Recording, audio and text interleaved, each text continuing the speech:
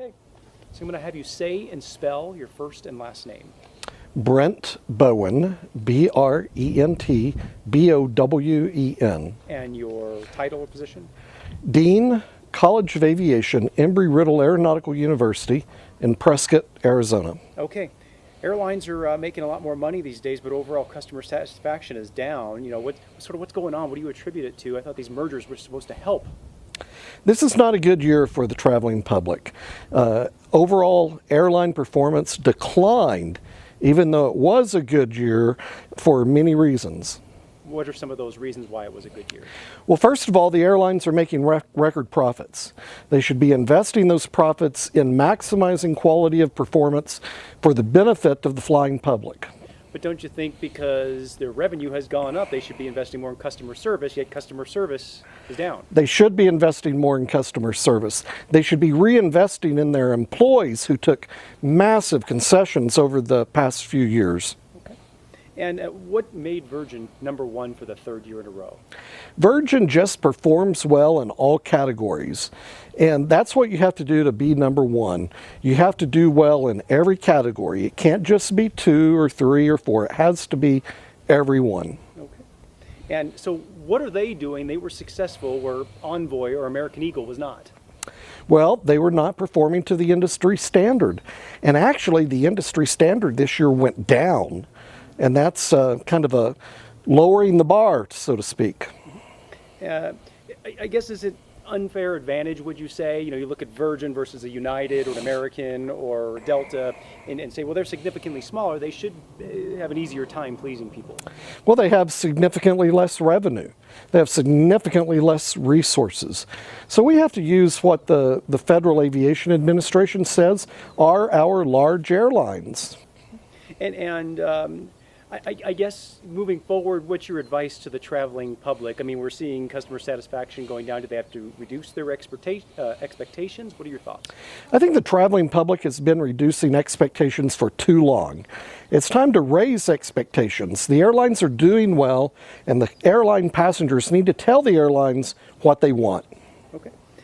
I'm just going to ask you too briefly, the AQR, what does that take into account? Is there a summary to, is it your study, is it customer satisfaction? How did we determine Virgin was number one?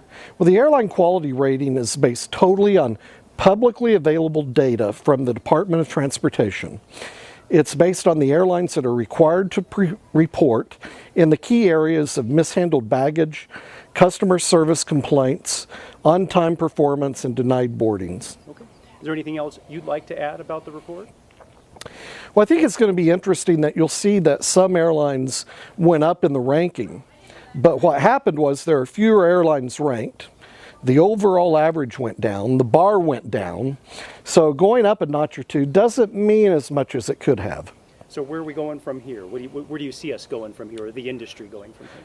I hope the airline industry, management specifically, will reinvest in things that are important to the consumers.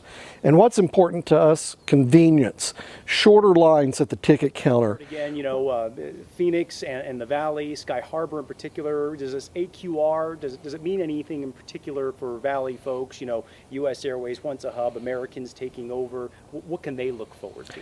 I think it's good news for the entire Valley because they have 2 very strong air carriers with a combination of U.S. Airways and American. That's going to be strong. It's going to take them 2 to 3 years to work out the bugs. But we also have Southwest here, and Southwest has been a stalwart of productivity and customer service. So we're actually very fortunate in the Valley. Okay. And Virgin obviously doesn't fly to the Valley. They're number one. Virgin America doesn't, not yet anyway. Folks look at this and say, well, why hasn't Virgin come here? We're the 6th largest metro in the country. I think Virgin would look seriously at Phoenix, and perhaps this movement of management out of Phoenix will provide opportunities for up-and-coming airlines like Virgin America. Okay. And what would your, I guess, advice be? You touched on just the traveling public in general, but folks living in the 6th largest city. What is your advice for them? Just traveling in general with now this reduction in air quality. They always say Sky Harbor is the friendliest airport, yet we're seeing the reduction in quality from the airlines. It's sort of an awkward balance. Well, Sky Harbor is a ultimately customer-friendly airport. but that doesn't necessarily translate to each airline that services Sky Harbor. What we need to look at is, and as a customer, is demand superior service, demand employees that are happy, demand that lines not be too long, demand that we have more help at these kiosk machines that don't ever work properly. We know there's a problem when the line at the ticket counter is longer and more frustrating than the line at security. And finally, where can people voice their complaints? People can voice their complaints specifically at airlinequalityrating.com. They should go there, take our survey that is separate from the rating, and in that survey they can voice their complaint, and we will include it as we report to the media, to the public, and to Congress.